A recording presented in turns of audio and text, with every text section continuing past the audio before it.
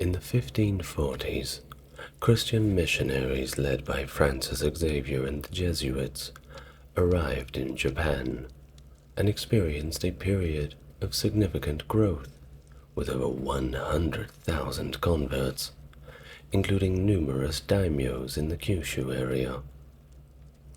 This initial success, however, was met with resistance from Japan's highest authorities. Emperor Ogemachi issued edicts in 1565 and 68 to ban Catholicism, but these measures had limited effectiveness. A turning point did come in 1587, however, when Imperial Regent Toyotomi Hideyoshi implemented a ban on Jesuit missionaries, viewing Christianity as a threat to national unity. What happened next? Well, you're about to find out. Hello and welcome to the channel. If you're new here, it's good to meet you. And if you're coming back, it's great to see you again. If you want to support the channel, I've opened up a Patreon where all videos are ad-free. Other than that, you can like, comment, and subscribe to bump me up in the algorithm. That's worth more than you could imagine. But without further ado, it's time to enjoy today's video, all about Christian persecution in Japan.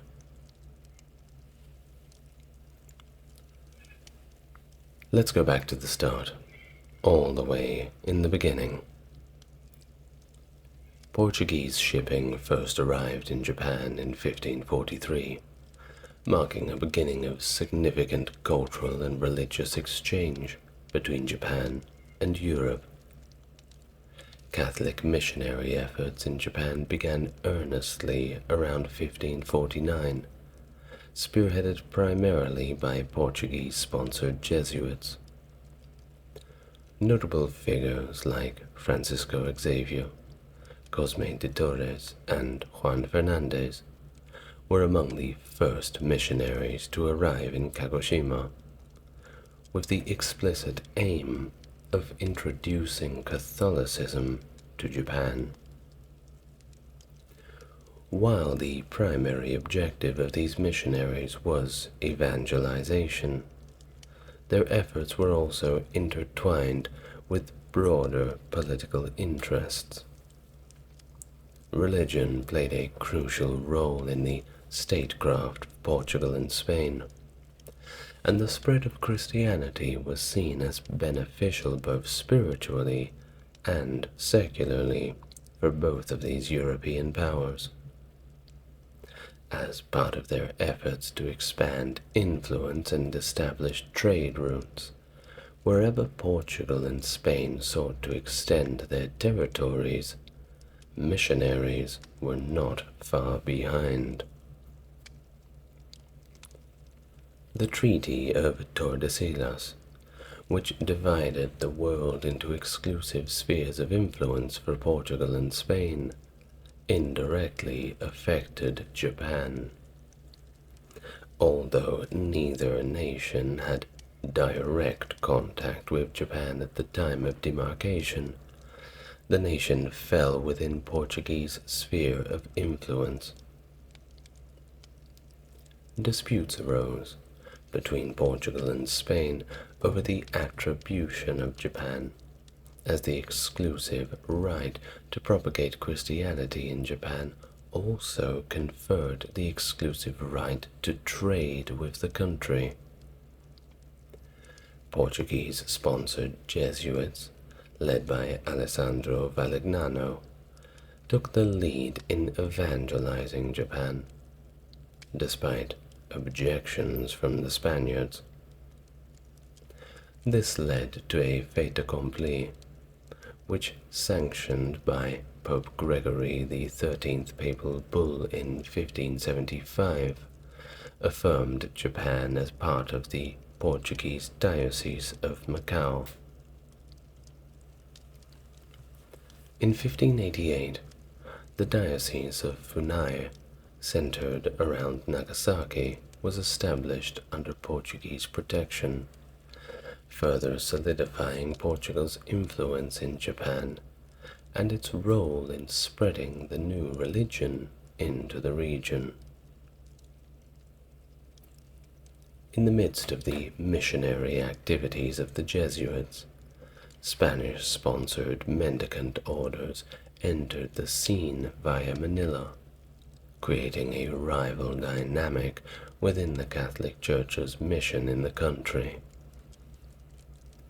These orders, critical of the Jesuits' methods and practices, actively lobbied the Pope to allow their entry into Japan.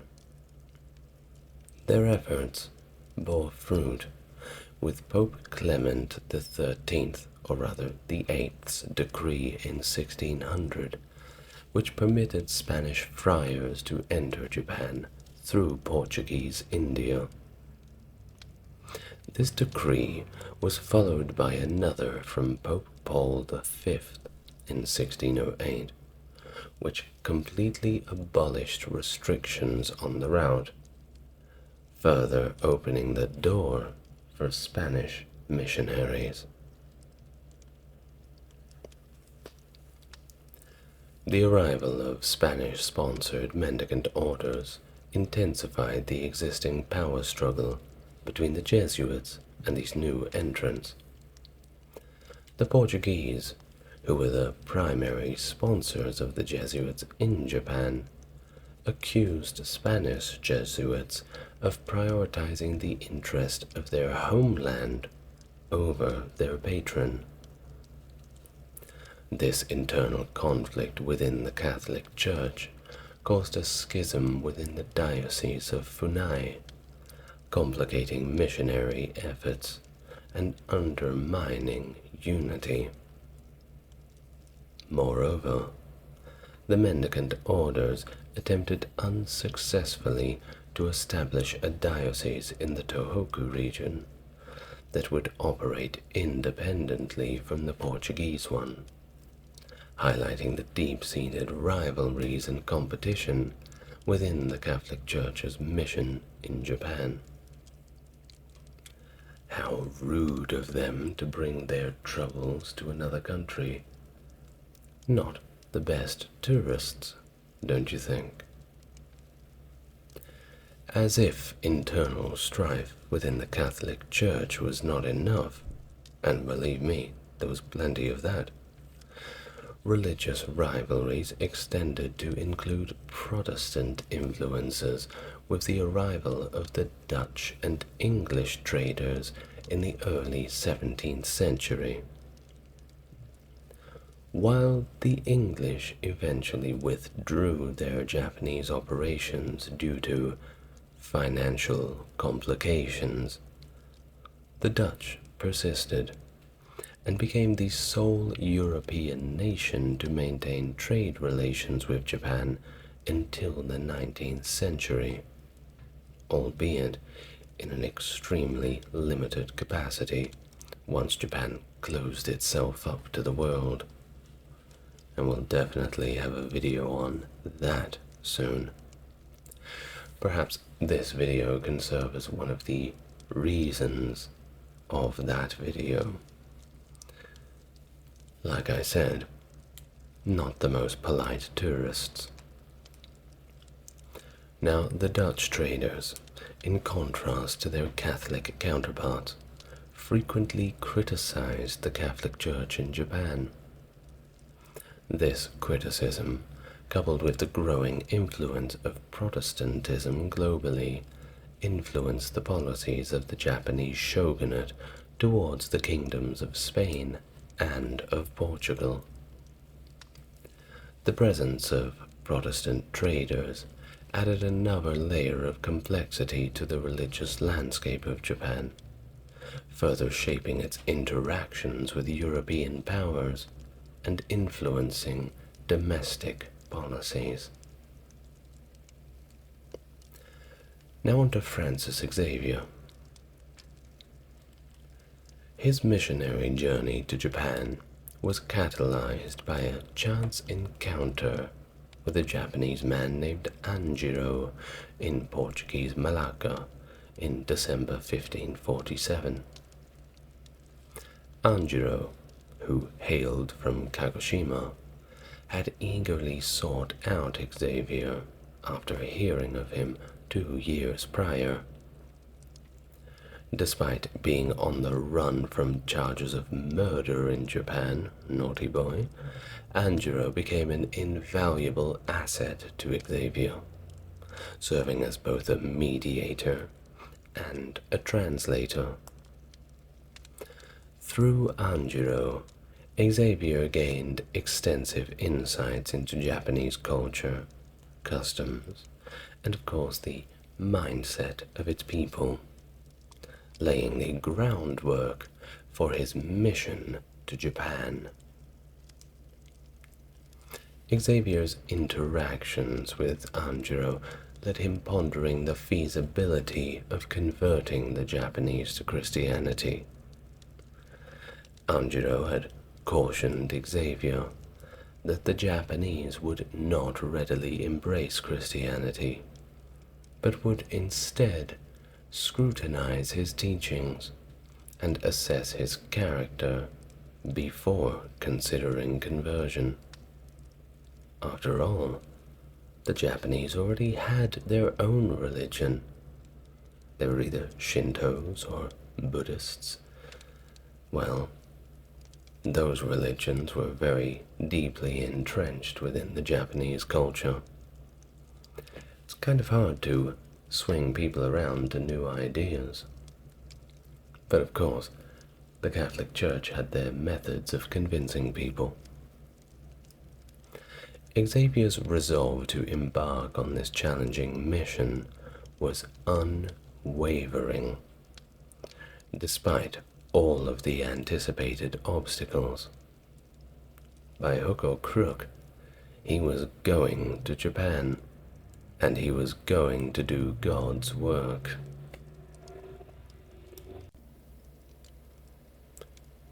So, after returning to India in January 1548, Xavier spent the following 15 months engaged in various journeys and administrative tasks.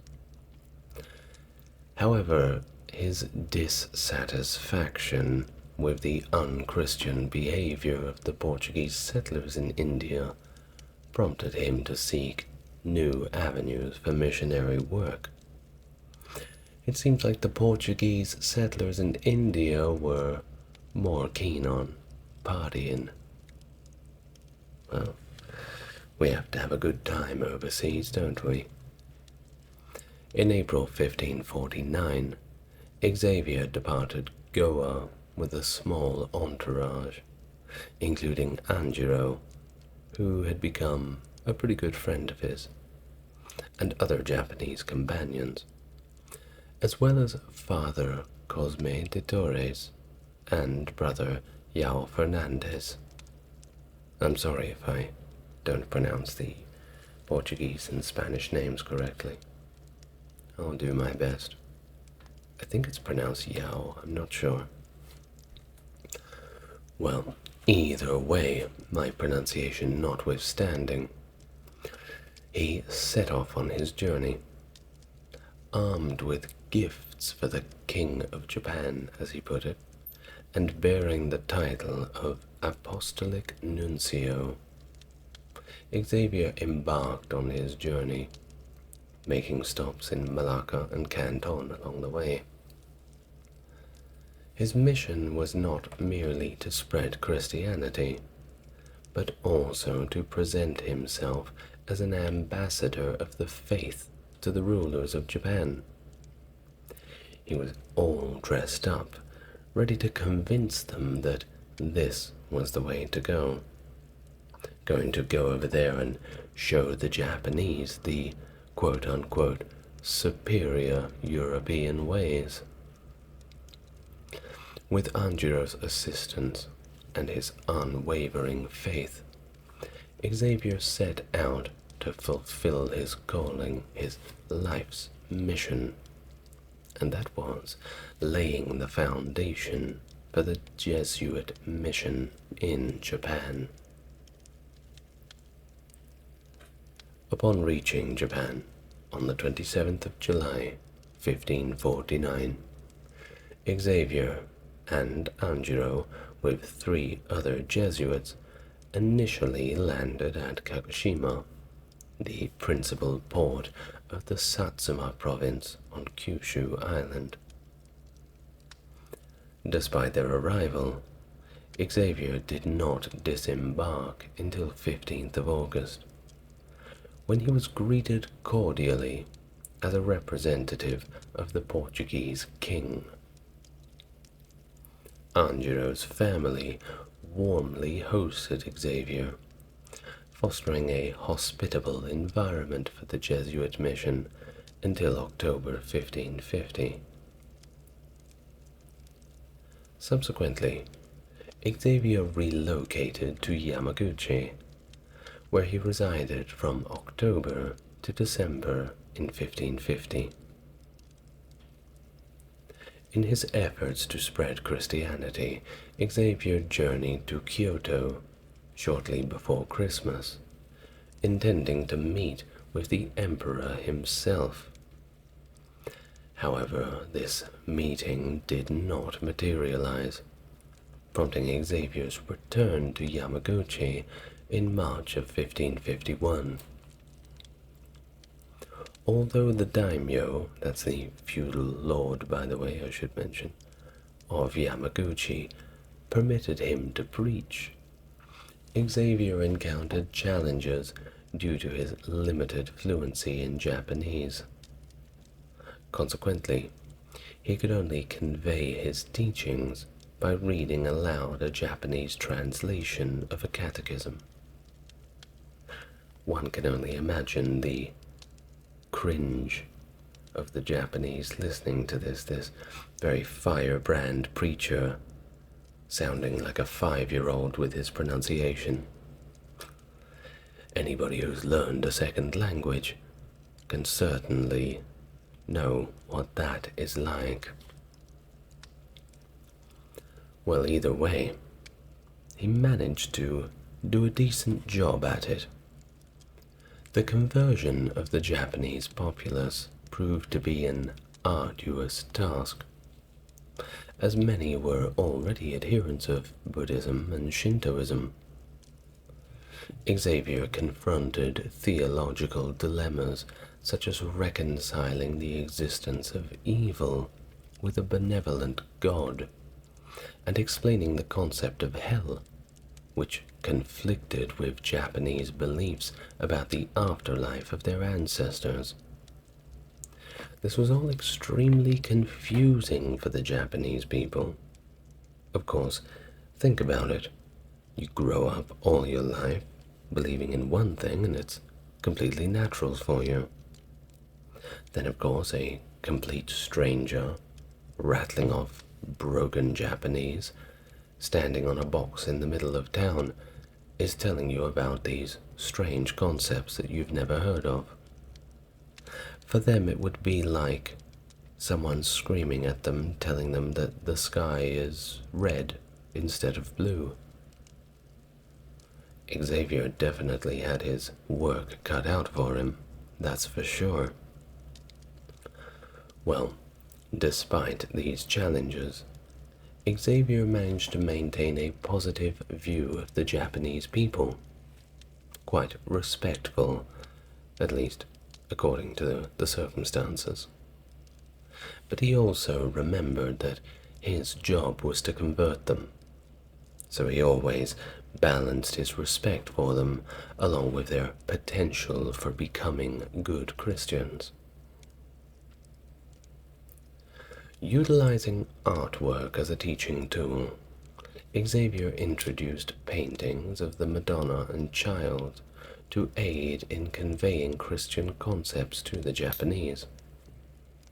However, the significant language barrier kept on posing a formidable obstacle, requiring Xavier to grapple with the unfamiliarity of Japanese language.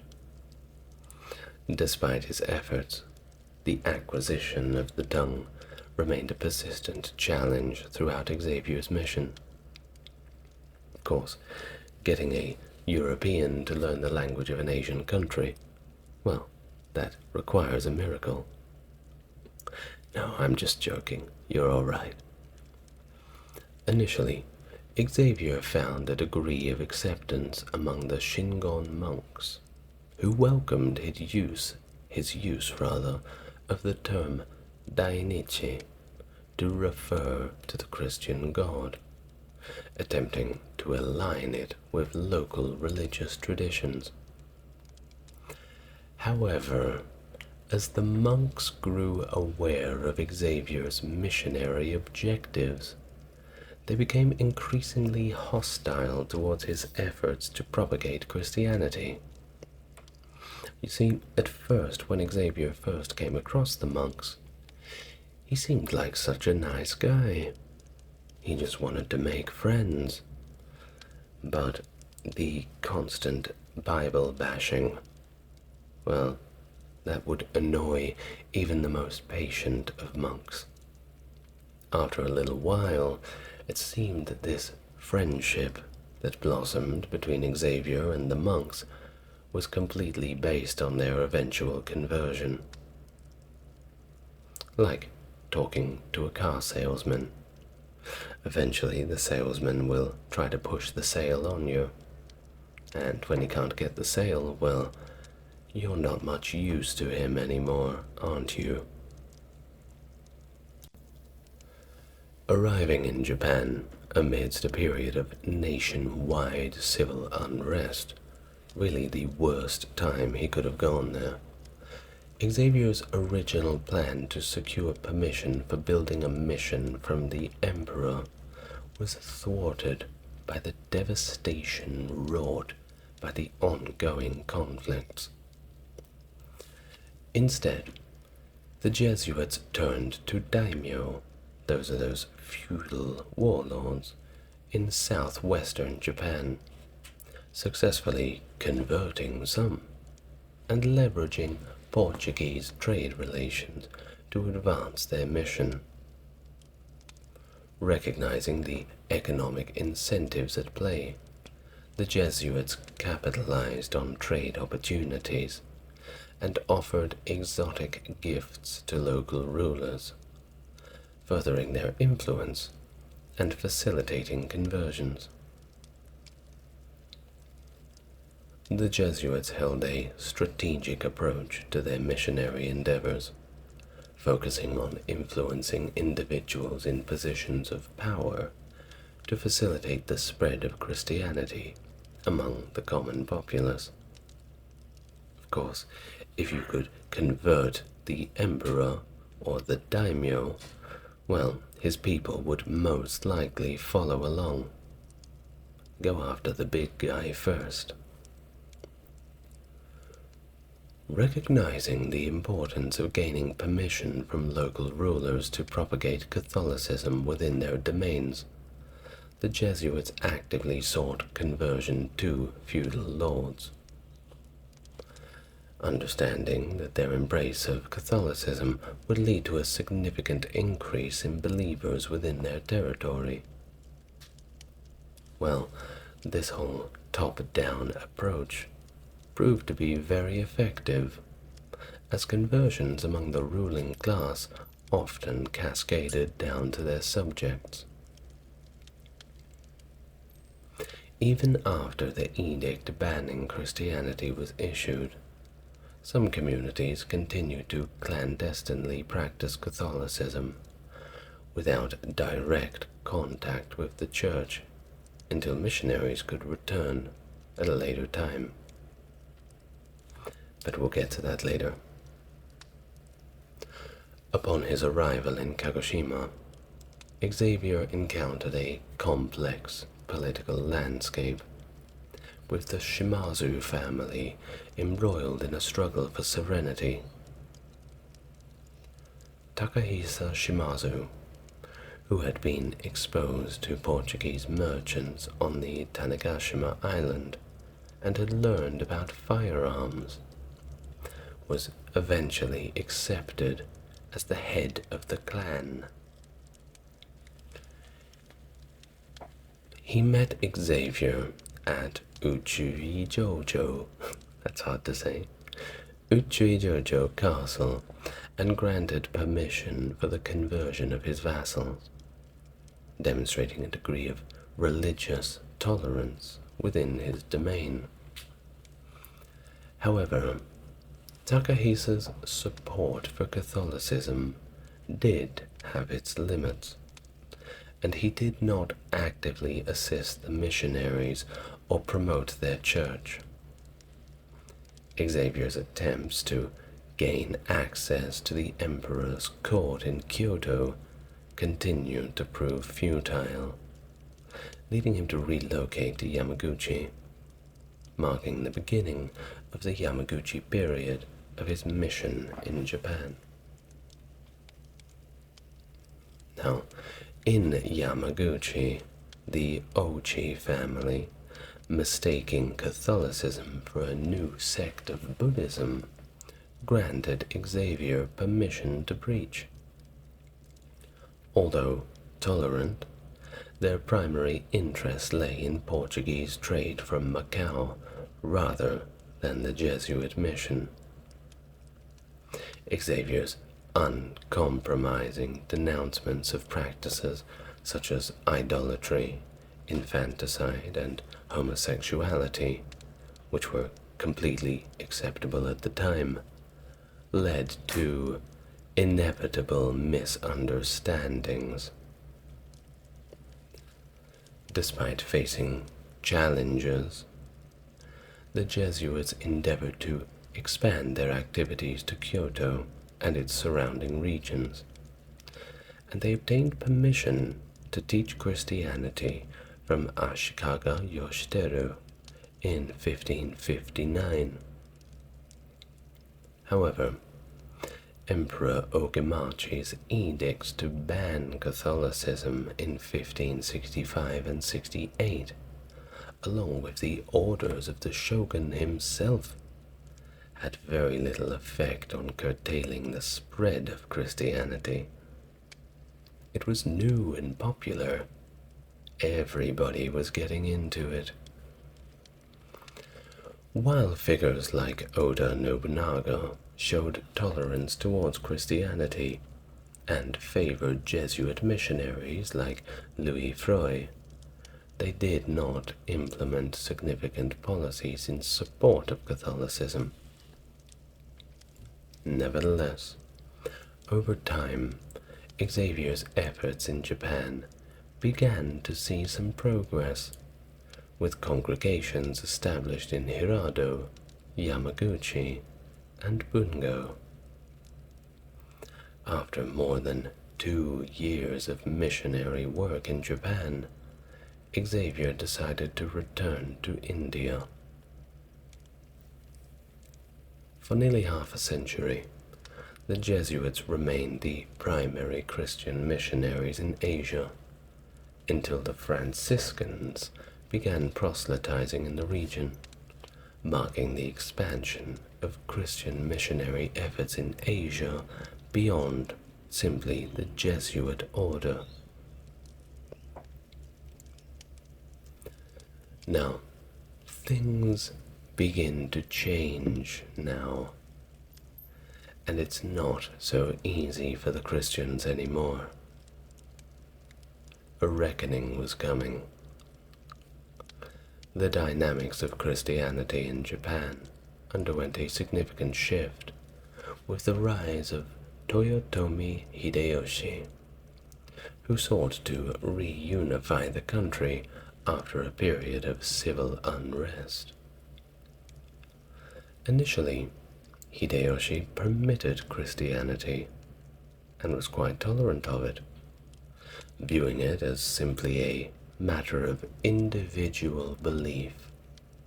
No big deal, and far too much of a small group for him to really be bothered with.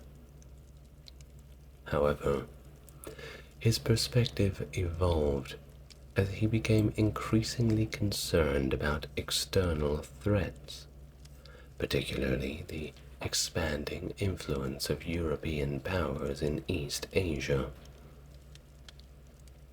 In 1587, while consolidating his rule over certain regions of Kyushu, Hideyoshi encountered Buddhist temples that had been attacked by Catholic forces aiming to forcibly convert the entire island.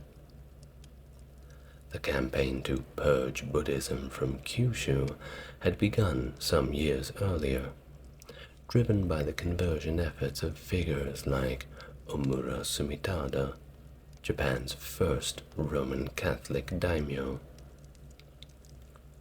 Sumitada's scorched earth tactics against the local Buddhists and their sacred sites, despite Jesuit advice to the contrary, by the way, contributed to Hideyoshi's growing suspicion of Christianity. His skepticism was further fueled by questions he posed to the ministries, questioning their motivations and actions.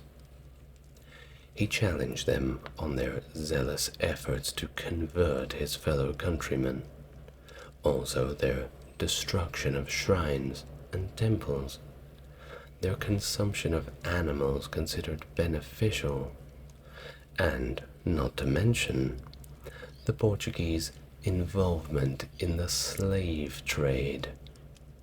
Yeah, try reconciling that one.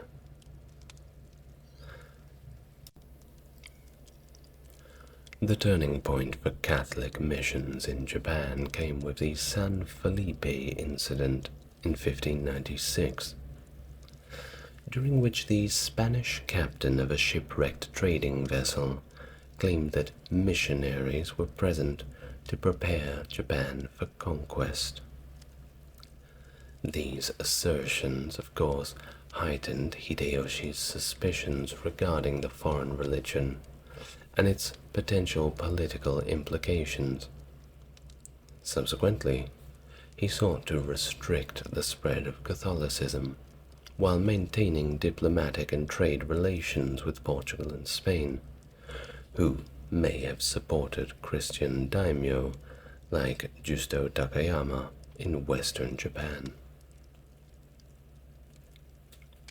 By 1587, Toyotomi Hideyoshi, the powerful hegemon of Japan, became deeply concerned about the activities of the Jesuits within his domain.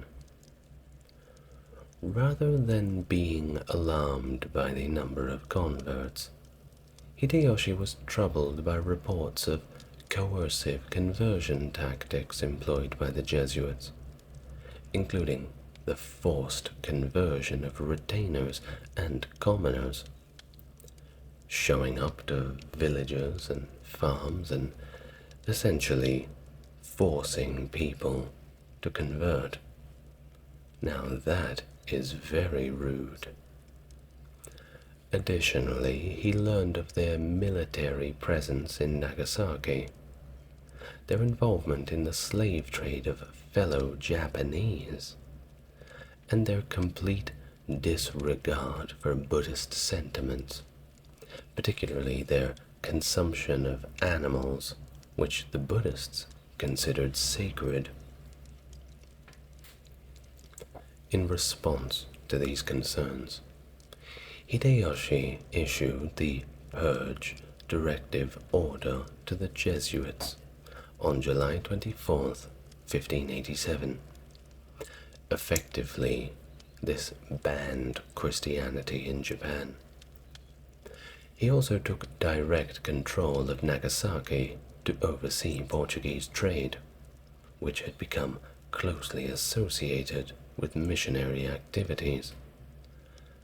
The jig was up. Following the issuance of the ban, the Jesuits in Japan, led by Coelho, initially considered armed resistance. They sought support from Christian daimyos, but their appeals were rejected. The daimyos probably knew better than to go against Hideyoshi, plans to seek reinforcements from their homeland and colonies were also thwarted by Alessandro Vilignano, who recognized the futility and potentially catastrophic consequences of engaging in military conflict with Hideyoshi. Instead, Vilignano disarmed the Jesuits and redirected their efforts towards providing clandestine aid to Christian daimyos. Well, despite these efforts, the persecution of Christians began and continued, culminating in the execution of 26 individuals, including missionaries, Japanese Jesuits, and laymen in Nagasaki on February 5th, 1597. This event, known as the Martyrs of Japan, saw the victims crucified and pierced with spears. They were later canonized as saints by Pope Pius IX in 1862. Persecution persisted sporadically in the following years, with notable outbreaks in 1613 and 1630. The Great Jena martyrdom of September 10, 1622, marked a significant turning point, leading to the official outlawing of Catholicism in Japan, slamming down the ban hammer forever. Consequently, the church went underground, operating without clergy until the arrival of Western missionaries again in the 19th century. After Toyotomi Hideyoshi's passing, Tokugawa Ieyasu ascended to power over Japan in 1600. While sharing Hideyoshi's aversion to Christian activities in Japan, Ieyasu prioritized maintaining trade relations with Portugal and Spain. He solidified Portuguese trade in 1600 and attempted to negotiate with Manila to establish trade with the Philippines. This focus on trade created inconsistencies in his policies towards Catholicism. Meanwhile, Dutch and English traders, aiming to wrest control of Japan's trade from Catholic countries, assured the shogunate that they would refrain from missionary activities. With the Tokugawa shogunate emerging as a stronger and more stable regime compared to Hideyoshi's administration, the Jesuits recognized the need for a strategic shift. In contrast, the mendicant orders openly discussed military operations, reflecting their differing approaches to the Japanese mission and imperial strategies. The turning point had to come, and it did in 1614, when the Tokugawa shogunate issued another ban on Christianity, demanding the expulsion of all European missionaries and the execution of converts. No one was getting away this time. The immediate catalyst was the Okamoto Daihachi incident, a fraud case involving Ieyasu's Catholic vassal. However, broader concerns about possible Iberian colonial ambitions and their potential threat to Japan, well, that also influenced the decision. The shogunate feared a repeat of the Iberian invasions witnessed in the New World and the Philippines. Domestically, the ban was tied to measures against the Toyotomi clan. The systematic persecution from 1614 onwards faced significant resistance from Christians, despite the departure of many clergy. The resistance stemmed not only from the presence of priests, but also from the self-organization of communities. Forced into secrecy, the Japanese church recruited leadership from among its lay members, and even Japanese children actively participated in the resistance, earning admiration from the Portuguese. Nagasaki remained a Christian stronghold in the early 17th century, and new confraternities emerged in other regions, demonstrating the enduring resilience of the Christians in Japan, despite their persecution. During the 1630s, the Tokugawa shogunate implemented the temple guarantee system, where individuals were required to produce certificates of affiliation with Buddhist temples to prove their religious orthodoxy, social acceptability, and of course, loyalty to the regime. This system aimed to identify Christians and ensure adherence to state-sanctioned beliefs. Now, at its peak in 1582, the number of active Christians in Japan was estimated to be around 200,000, give or take. The concept of martyrdom held great theological importance for Christians, especially during this missionary period, where you were quite likely to be martyred. Approximately 1,000 known martyrs sacrificed their lives for the faith. Additionally, many others faced dispossession of land and property, leading to poverty and eventual death. To identify practicing Catholics and sympathizers, the Japanese government utilized fumi-e. They were a kind of Japanese painting, images of the Virgin Mary and Christ, which were meant to be trampled over. Refusal to step on these images marked individuals as Catholics, who were then sent to Nagasaki for further action. We all know what that means. The government's policy aimed to coerce Catholics into renouncing their faith, and they resorted to torture for those who refused.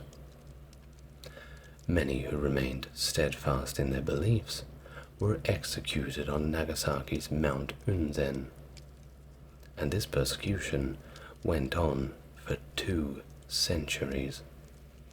Mount Unzen was the place you would end up if you were a little too steadfast in your belief.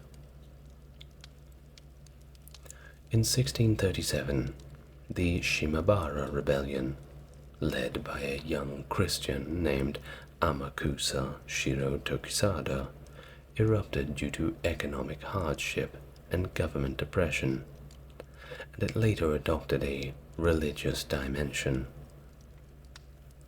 Despite drawing approximately 27,000 participants, the rebellion was ultimately quashed by the shogunate following a sustained campaign. While not recognized as martyrs by the Catholic Church due to their initial motivations, many participants were deported to Macau or the Spanish Philippines.